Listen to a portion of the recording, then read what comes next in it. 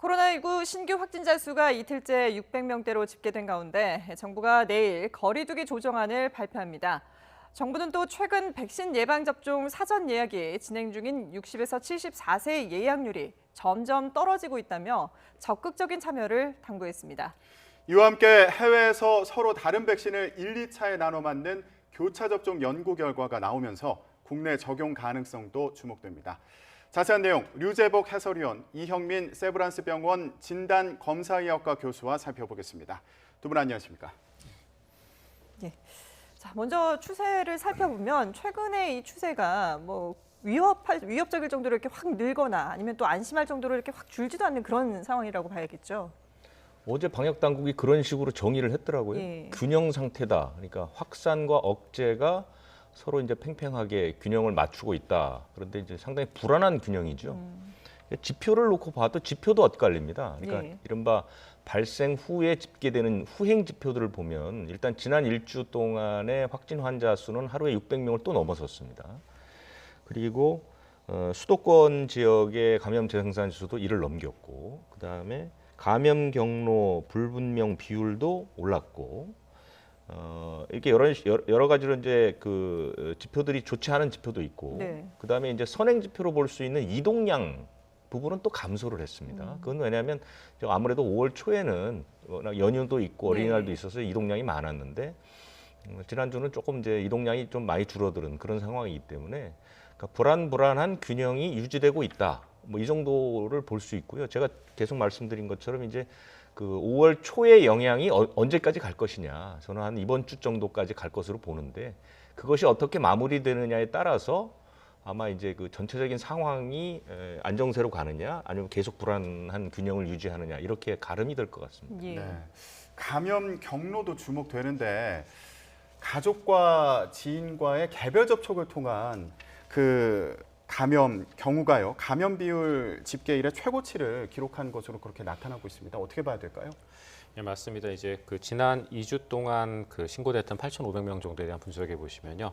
선행 확진자를 접촉한 사람이 3,953명으로 46.4%를 차지하고 있습니다. 그래서 이게 이제 예전에 저희가 경험을 했었던 한꺼번에 막 수십 명에서 수백 명이 나오는 그런 집단 감염 사례보다는 일상생활 속에서 이루어지는 여러 가지 접촉을 통한 감염이 이제 전체 감염의 절반 정도를 지금 차지를 하고 있는 거거든요. 그리고 또 우리가 이제 감염 경로를 알 수 없는 것들이 대략 한 3분의 1 정도를 차지하고 있는 상황입니다. 그래서 집단 감염은 줄어든 대신에 일상생활 속에서의 감염이 그 부분을 대체를 했고, 그다음에 감염 경로를 알 수 없는 것들도 아마 대부분 다 이제 그런 식으로 봐야 될 거거든요.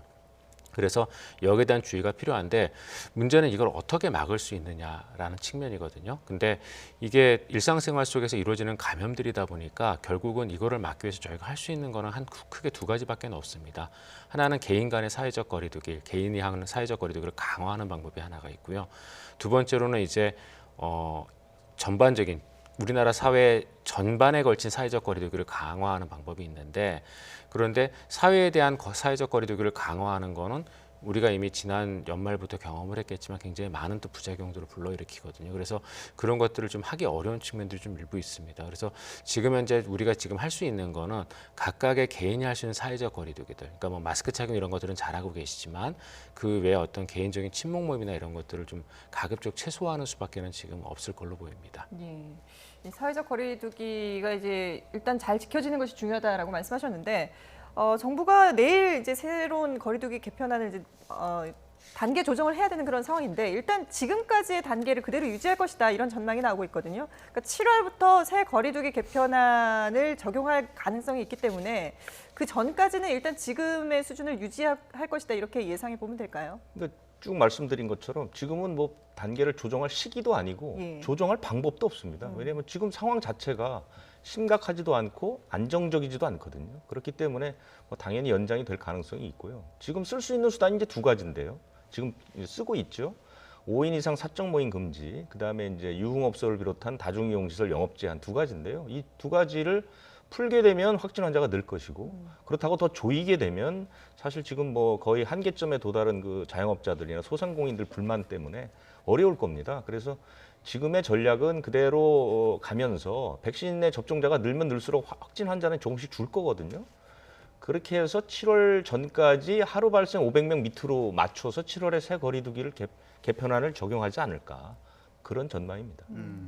7월이 되면 새로운 거리두기 개편안을 접근할 것으로 보인다 이렇게 말씀해 주셨는데 그때가 되면 코로나19로 인한 사망자도 거의 없을 것이다 이런 전망도 나왔습니다.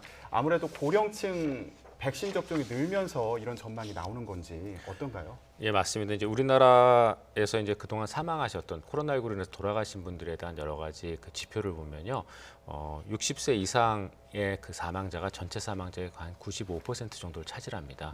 그래서 우리가 그동안 알고 있었던 것처럼 분명히 연령이 코로나19의 중증도나 사망률에 영향을 주는 가장 큰 지표인 게 맞거든요. 네. 그래서 지금 현재 시행 중인 60세 이상의 코로나19 예방접종이 어느 정도 완료가 되면 그러면은 분명히 사망자가 지금보다는 많이 감소할 걸로 생각을 하고 있습니다. 그리고 또 이런 사망자의 감소가 이미 우리보다도 더 코로나19 예방접종을 앞서 시행했던 국가들에서도 나타나고 있는 부분들이거든요. 그래서 분명히 그럴 걸로 생각은 되는데 문제는 이게 우리가 예측한 만큼 그렇게 급격하게 떨어질 거냐라는 부분은 조금 지켜봐야 됩니다. 왜냐하면은 아직까지도 코로나19 예방접종을 고위험군인데도 불구하고 맞지 않고 계신 분들이 꽤 있거든요. 네. 지금 요양원이나 요양병원 같은 경우에도 얼마 전에도 뭐 집단 감염 사례가 조그맣게 하나 있었지만 지금 요양원이나 요양병원에서 코로나19 예방접종을 시행한 그 입주자의 비율이 한 70에서 80% 정도밖에 안 되거든요. 그쪽에서만 아직까지도 거의 한 20만 명 조금 안 되는 분들이 예방접종을 안 했고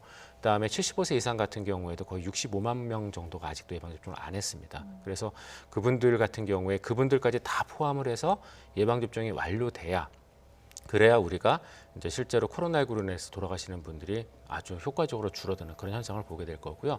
그다음에 한 가지 조금 저희가 주의할 거는 이렇게 해서 사망자들이 줄어들면은 그러면 사회적 거리두기를 7월 달에 대폭 완화해도 되겠다라는 생각을 하실 수도 있는데 그거는 조금 주의가 필요합니다. 왜냐하면은 코로나19에 감염됐을 때 주로 사망하시는 분들이 60세 이상인 건 맞지만 60세 이하의 경우에 있어서도 전체 지금 사망자의 5% 정도가 60세 이하 로 구성이 되어 있고 그다음에 두 번째로는 코로나19로 인한 사망자가 전체 감염자의 2% 정도 되지만 사실은 그 10배 정도 되는 20% 정도가 병원에 입원이 필요하거든요. 그러면은 이런 분들 같은 경우에 만약에 우리가 코로나19에 대한 사회적 거리두기를 완화해서 환자가 특히 입원해야 되는 환자가 대규모로 생긴다면 역시 또 많은 사회적 비용을 초래할 수가 있기 때문에 우리가 어느 정도 코로나19 예방접종이 올라가기 전까지는 네. 그 전까지는 사회적 거리두기 완화에 대해서는 조금 조심스럽게 접근하는 것이 맞다고 생각을 합니다. 방역 당국은 일단 6월까지 전 국민의 25%까지 이제 예방 접종을 하고 완료를 한다면은 7월부터는 좀 완화해도 괜찮다라고 보고 있는데 교수님 보실 때는 그럼 그 수치가 아직은 좀 모자라다라고 보시는 건가요? 예, 그 완화의 정도가 굉장히 중요하거든요. 그러니까 우리가 그 7월 달부터 뭐 거의 예전처럼 생활할 수 있다 이렇게 생각하면 절대 안 네네. 되고요. 지금 다른 국가들 같은 경우에도 사회적 거리 코로나19 예방 접종을 한 30% 시행했을 때 특히 이제 이스라엘이나 영국 같은 경우에도 30% 정도의 예방 접종으로는 사망자가 비교적 많이 줄어드는 효과는 보였지만 네. 감염자는 아직까지도 굉장히 많이 발생을 했었거든요. 그래서 그걸 고려하게 되면은 분명히 입원 환자나 이런 사람들이 많이 발생할 가능성도 크고 거기에 따른 사회 비용이 또 많이 발생할 거기 때문에 사회적 거리두기 완화는 저희가 사망자가 많이 줄더라도 전반적으로 발생하는 의료 비용과 그다음에 입원자 이런 것들을 고려해서 저희가 결정을 해야 될 걸로 보입니다. 네, 말씀을 쭉 들어보면 결국 여전히 백신 접종 속도가 중요해 보이거든요. 당국에서도 지금 60에서 74세 예방접종 사전 예약률이 점점 낮아지고 있다 이렇게 우려하고 있는 상황 아닙니까? 글쎄 이게 하루 성적표를 보고 이제 일일비할 일은 아닌 것 같은데요. 17일에 43%인데 18일에 47%, 그다음에 이제 어제가 49.5%고 오늘 뭐 50% 좀 넘었다 그 얘기인데요. 그 저도 시골에 이제 어르신이 계셔서 이 부분을 좀 많이 물어봤는데요. 그러니까 근거 없는 그런 믿음들을 가지고 계신 그 어르신들이 의외로 많습니다. 그러니까 첫 번째는 부작용에 대한 공포감이 굉장히 크십니다. 그래서 그렇죠. 야 이거 뭐 백신 맞으면 큰일 나는 거 아니냐 이런 생각들을 많이 하시는 것 같고. 두 번째는 이제 특정 백신에 대한 불신이 또 상당히 큰데 참으로 답답한 노릇은 이게 어떤 과학적인 근거나 이런 게 있진 않아요. 그냥 그렇게 믿고 계시는 분들이 많고 그런 분들은 말씀을 드려도 잘 받아들이지를 않거든요. 그래서 방법은 끊임없이 방역 당국에서 이런 부분에 대한 홍보나 설득들을 계속하는 작업을 하는 수밖에 없겠다. 지난해에 뭐 방문 판매업의 모임이 있었는데 그 네. 대개 방문 판매업을 하게 되면 끝나고 나서 이제 서로 다과도 하고 이러지 않습니까? 그런데 그때 1시간 반 정도 행사에서 처음부터 끝까지 마스크를 쓴 한 분만 감염이 안 된 사례가 있습니다. 그렇죠. 나머지는 전원이 감염됐던. 이제 그 역할을 백신이 하는 거거든요. 그러니까 마스크의 역할보다 더 강력한 억제 효과를 가지고 있는 게 백신이거든요. 그러니까 최근에 이제 방역당국에서 소개한 것도 보면 요양병원에서 집단 감염이 났는데 백신 안 맞은 사람만 다 감염되고 맞은 사람은 안 됐다거나 뭐 교회에서 집회를 했는데 백신 맞은 사람만 감염이 안 됐다거나 이런 실증적 사례들이 계속해서 나오고 있으니까요. 이런 부분들을 좀 보시고 백신을 좀 더 믿어주시고 이제 많이 맞으려고 생각을 하시는 게 좋을 것 같은데 그러니까 그 부분은 방역당국의 이제 과제라고 봅니다. 백신의 수급이 이제 안정화가 되니까 이제 접종률이 또 문제가 되는 것이고요. 예약은 아직까지 기간이 많이 남았습니다. 예. 그러니까 지금 예약률이 뭐 몇 %라고 해서 큰일 났다 이렇게 생각하는 것보다는 다음 달 초까지는 예약들을 다 받으니까요. 끊임없이 그런 작업들을 좀 했으면 합니다. 예. 말씀하신 것처럼 방역 당국에서는 일단 백신의 효과는 확실하다라는 점을 계속해서 강조를 하고 있는데요. 그런데 이 백신의 효과 뭐 여러 가지 의미가 있습니다만은 지금 외국에서 보면은 교차 접종이라고 하죠. 그러니까 1차 접종과 2차 접종을 다른 백신을 맞는 이 교차 접종에 대한 연구가 나오고 있는데 스페인에서 그 좀 특이할 만한 그런 결과가 나왔다고요. 예, 맞습니다. 이제 스페인에서 교차 접종에 대한 이제 실험을 했는데요. 스페인은 앞서 그 아스트라제네카 예방 접종 2차를 그 유럽 EMA가 공고했던 12주를 넘겨서 16주까지 연장한 적이 있었거든요. 네. 그러면서 이제 아마 이 교차 시험 결과를 기다렸던 걸로 지금 생각이 되는데요. 그 결과를 보시면은 모두 이제 아스트라제네카로 1, 2차 접종을 했던 220명하고 그다음에 아스트라제네카로 1차 접종을 하고 2차를 화이자로 접종을 했던 450명의 결과를 비교를 해봤더니 오히려 아스트라제네카로 두 번을 다 맞춘 군보다 아스트라제네카와 화이자를 섞어서 쓴 군이 중화항체 생성률이 한 2배 정도 더 높았더라라는 보고를 했습니다. 네. 그래서 전반적으로 이 2차 접종을 mRNA 백신으로 했을 경우에 훨씬 더 좋은 성과를 보였고 그러면서 오히려 교차 접종 시 부작용 사례는 1.7% 정도로 낮다라는 보고를 해서 이러한 그동안 이제 근거가 저희가 과학적 근거가 없었기 때문에 아스트라제네카 백신하고 이제 mRNA 백신을 교차 접종하는 것들을 허용하지 않았었거든요. 네네. 근데 여기에 대한 어떤 소규모 그룹이기는 하지만 교차 접종에 대한 데이터가 일부 나왔습니다. 그래서 이 결과를 조금 더 이제 확대해서 네. 좀 대규모 데이터까지 저희가 이제 생산을 해낸다면은 그러면은 아마도 교차 접종에 대한 여러 가지 좀 고려를 할 수 있을 걸로 생각이 됩니다. 근데 이게 이제 의미가 주는 게 지금 당장 아스트라제네카 백신의 2차 접종에 대한 것들도 조금 고려가 될 부분이 있지만 사실은 아스트라제네카 1, 2차를 맞고 나서 나중에 베리언트에 대한 부스터를 맞을 때 그때도 이제 저희가 좀 고려를 해볼 수 있는 결과들이거든요. 그래서 지금 현재 아스트라제네카 예방 접종을 하는 분들의 많은 고민들 중에 하나가 나중에 변이형에 대한 부스터가 났을 때 그걸 어떻게 접종하는지에 대한 고민들이 좀 있으시거든요. 근데 아마 이 결과대로라면은 제가 보기에는 아마 mRNA 백신으로 이루어진 부스터가 나오더라도 큰 문제 없이 접종하고 큰 효과를 볼 수 있을 걸로 좀 생각이 됩니다. 네. 아스트라제네카 백신을 먼저 맞고 이후에 화이자 백신을 맞는 경우 그 실험 결과에 대해서 설명을 해주셨는데 다만 우리 보건당국은 교차 접종에 아직은 신중한 입장입니다. 관련 발언 들어보고 오겠습니다. 현재 교차 접종은 원래 그 백신의 일반적인 과학적 특성을 고려하면은 검증되지 않은 방법론입니다. 아스트라제네카를 1차 접종 받고 화이자를 2차 접종 받았을 때의 결과에 대해서 데이터를 분석 발표한 것이라서 우리나라도 상당히 주의 깊게 봐야 될 부분이라고 보고 있는 중입니다. 네, 일단 독일과 프랑스의 경우에는 아스트라제네카 1차 접종을 한 경우에 다른 백신을 접종할 수 있도록 허용한 그런 상황입니다. 그런데 들어보신 것처럼 우리 방역 당국 같은 경우에는 아직은 검증되지 않은 방법론이다. 이렇게 좀 우려를 나타낸 것 같아요. 어떻습니까? 근데 교차 접종이라는 게 처음에 나온 그 아이디어가 나온 것은 백신이 부족했기 때문에 나온 아이디어거든요. 영국에서 아스트라제네카 맞고 2차로 이제 그 같은 플랫폼으로 제조한 그 스푸트니크를 맞추면 왜냐하면 두 백신은 이제 방식이 똑같고 예. 실제로 이제 한 종류는 같잖아요. 그래서 이제 그런 얘기들이 나왔고 그러면서 이제 소규모로 실험을 해보니까 나쁘지 않다 이런 결과가 나온 거고 결국은 이제 이른바 플랫폼이 전혀 다른 방식으로 제조한 두 가지 백신도 이렇게 교차 접종이 가능하다는 아직까지 뭐 소규모 대상이 적습니다. 네. 우리나라는 아직까지 이 부분에 대해서 뭐 연구를 시작한 단계도 아니고 그렇다고 해서 이 연구를 기반으로 해서 우리가 이것을 허용할 것도 사실은 굉장히 신중해야 되는 문제죠. 지금 그래서 조심스러운 반응을 보이고 있는 그런 상황이다 이렇게 예. 보입니다. 그러니까 백신량이 부족해서 우연히 이게 교차 접종이 이루어졌다는 건데 그러면은 그 이전에 나왔던 다른 백신들 같은 경우, 그러니까 뭐 코로나와 관련된 백신이 아니라 다른 백신들 같은 경우는 이런 교차 접종을 하진 않는다는 거죠. 일반적으로 하지는 않고요. 예. 일부 예외적으로 했던 경우들이 있기는 있습니다. 근데 이제 말씀하신 것처럼 일반적인 사항은 아니기 때문에 저희가 조금 주의는 필요하고요. 그다음에 말씀도 드렸던 것처럼 이게 아직은 소규모 데이터이거든요.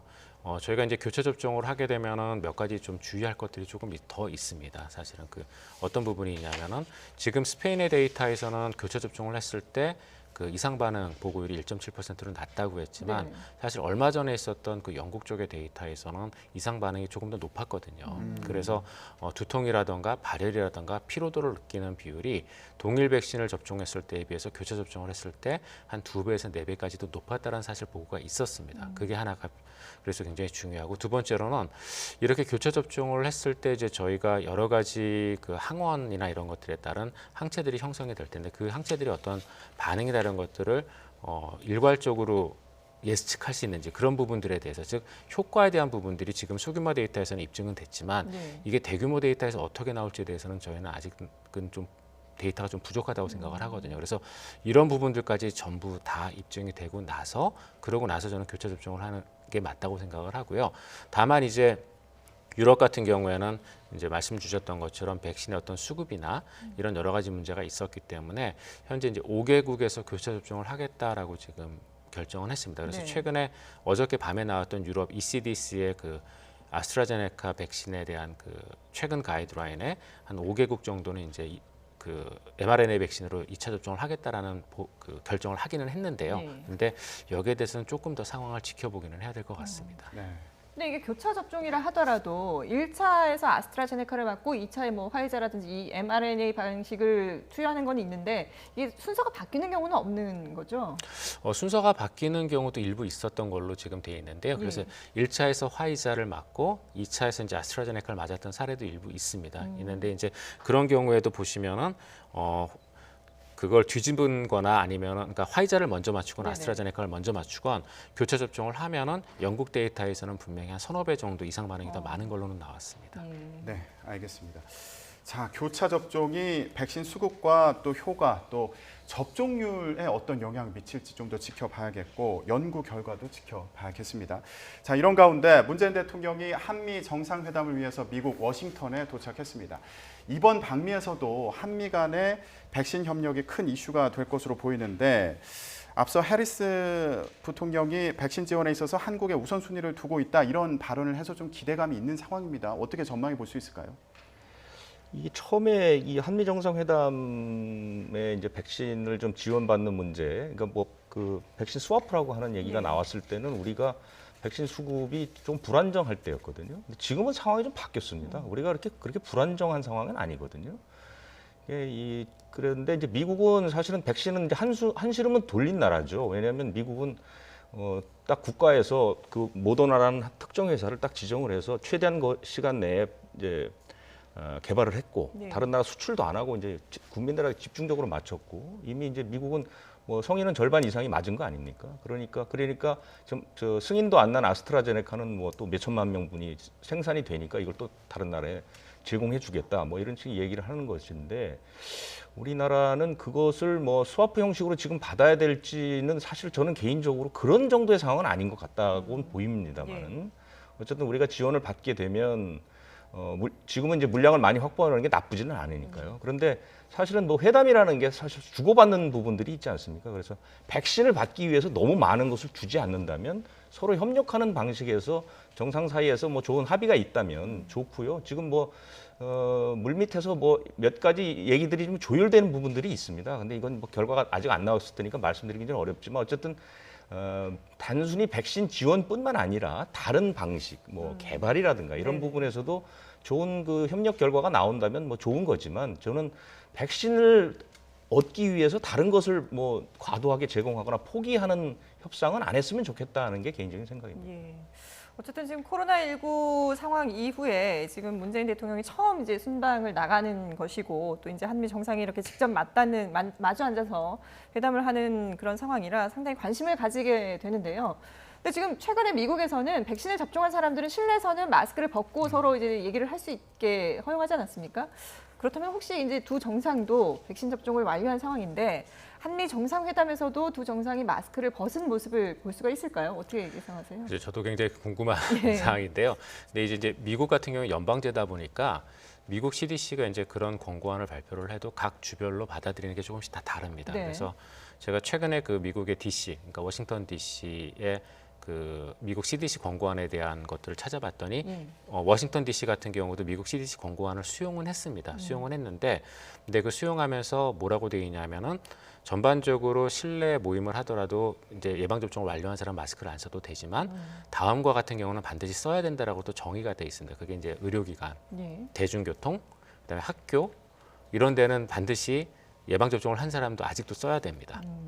써야 되고 그다음에 뭐라고 되어 있냐면 비즈니스 미팅에 대해서는 별도의 권고안을 발행하겠다라고 되어 있거든요. 네. 그래서 아마 이런 것들이 다 결정이 돼야 그래야지 제가 보기에는 아마 이런 비즈니스 미팅을 할 때 마스크를 쓸지 안 쓸지를 결정을 할 것 같습니다. 사실 두 정상이 마스크를 벗는 모습을 보여주는 것만으로도 백신 접종이라든지 뭐 백신의 이런 안전성에 대한 그런 좀 상징적인 의미도 있지 않을까 싶은데요. 예, 맞습니다. 그런 측면에서 이제 그런 모습을 두 정상이 보여준다면은 아마 예방 접종에 대한 어떤 보다 더 그 수능들을 높일 수 있는 그러한 계기가 될 거라고 생각은 하는데요. 네. 근데 한편으로는 또 미국 같은 경우에 그런 또 원칙이나 이런 것도 굉장히 충실하기 때문에 아마도 그 미국 워싱턴 DC에서 그 미국 CDC의 권고안을 어떻게 해석을 해서 이런 비즈니스 미팅에 대한 가이드라인을 만드느냐에 따라서 아마 저희가 원하는 모습이 만들어질지 아니면은 계속 마스크를 쓰고 회담을 하게 될지가 결정이 될 것 같습니다. 예. 네.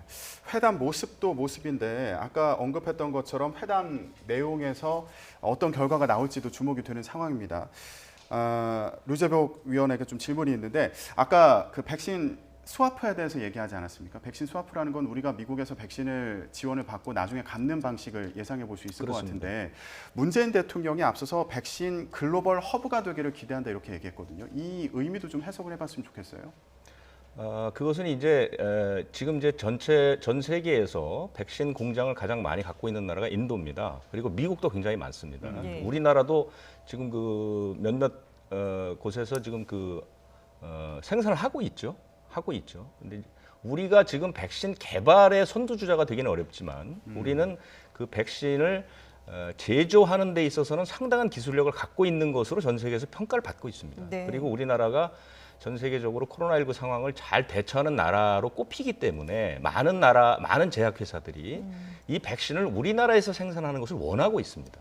그렇기 때문에 이번에 이제 문재인 대통령이 그 부분을 굉장히 강조를 했고 지금 이제 전 세계적으로 가장 관심이 많은 백신은 mRNA 백신입니다. 왜냐하면 나머지 백신은 기존의 방식들이 다 있었지만 이것은 정말 없던 물건이 새로 나온 것이고 네. 생각보다 훨씬 더 예방 효과라든가 장점이 많기 때문에 우리도 지금 몇 차례에 걸쳐서 얘기를 한 것처럼 mRNA 백신 개발 기술을 빨리 확보하는 게 굉장히 중요하거든요. 그래서 그런 부분들을 지금 아마 문재인 대통령이 가지고 미국으로 갔을 것으로 보입니다. 그래서 아까 제가 말씀드린 것처럼 물 밑에서 협상들이 일어나고 있는데 그 결과는 이제 협상이 끝난 다음에 발표가 되겠지만 이런 방식으로 해서 우리가 세계에 많은 백신을 제공할 수 있는 공장을 만들게 되고 그다음에 노바백스처럼 기술 이전까지 받게 되면 예. 우리도 백신 강국이 될 수 있고요. 이 백신의 기술을 확보한다는 것은 앞으로는 굉장히 중요한 문제가 될 수 있습니다. 왜냐하면 이 교수님도 잘 아시겠지만 이런 그 전염병의 몇 년 주기설 이런 것들이 있거든요. 그러니까 네. 앞으로